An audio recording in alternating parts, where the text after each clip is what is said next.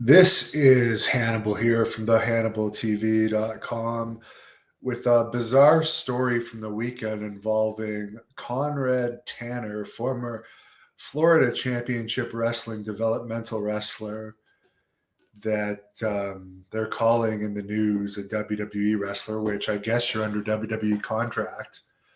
He was also a arena football player, Michigan State football player, and actually when I was hired by WWE, I even dug it up to make sure it was the right guy. I actually had my WWE medical with him, and I remember this because it was funny.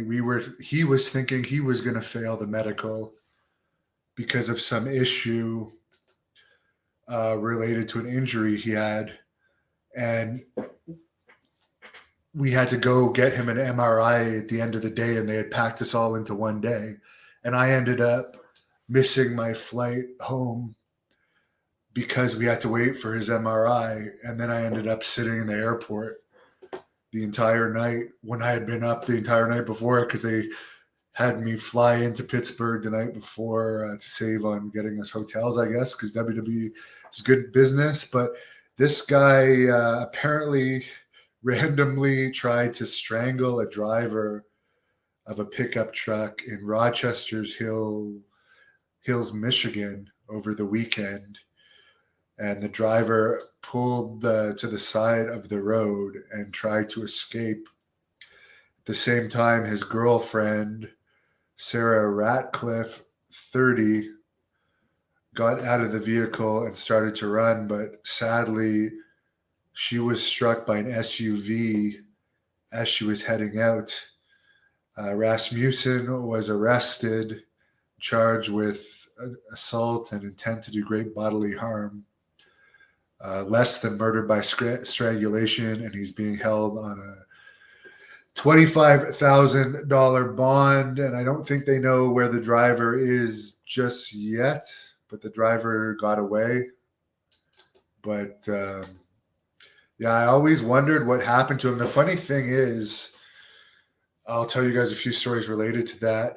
He had an amazing look, as you can see. And I remember that because I had got the contract from my tryout, this is when WWE, before they were paying for people to have tryouts like they do now, you would have to pay $1,000 and apply to do these tryouts, and then you'd have to pay your own way to Florida Championship Wrestling, pay your own hotels and stuff too.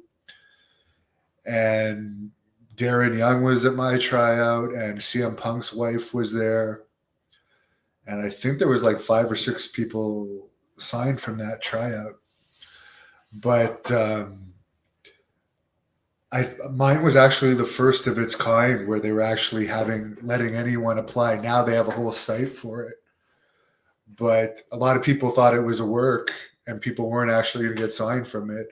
And then I remember Jinder Mahal did the next tryout just because I had got signed. He had seen that I had been signed from the one before, so he did the next one. And Jeremy Prophet also did the next one, but he didn't get signed. But I remember Jeremy Prophet said during his tryout, they went to an FCW show, and I had told them about this guy that I had done the medical with. And he said there was some sort of battle royal at this FCW show. And he said the guy must have had heat because at one point everybody in the battle royal started chopping him, and then they threw him out. So it was like very suspicious. And I also remember there's something weird that WWE does. This whole medical thing reminded me of it.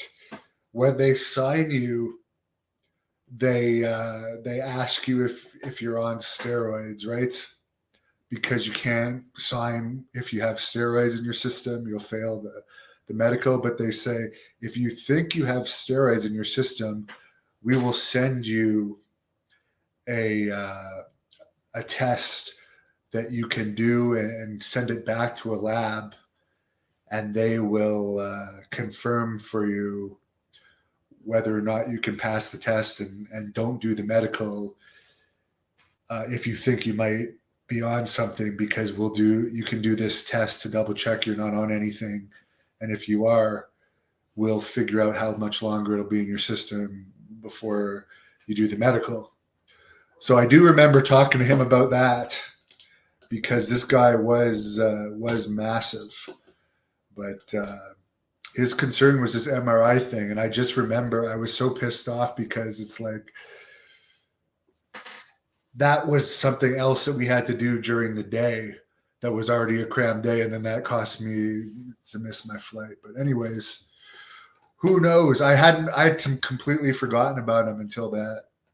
But I just remember I was shocked at how cheap WWE was, like flying you on the earliest flight possible and getting you on the latest flight possible to get out of there. Then you're sharing a car with someone, so you don't have to get 2 rental cars. They're good businessmen there. But yeah, I didn't talk to him much.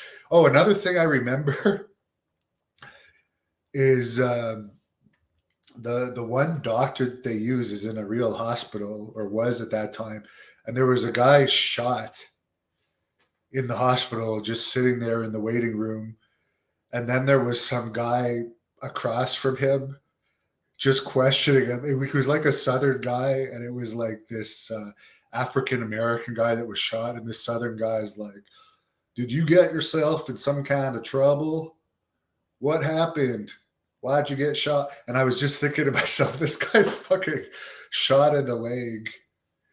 And this guy is just like, quite like this typical Southern dimwit type guy is like trying to ask him questions. Well, meanwhile, he's got a bullet in his leg. It was funny. Yeah, Tom, I guess the company makes billions for a while. Hello, Mike. You just watched an Abdullah the Butcher match.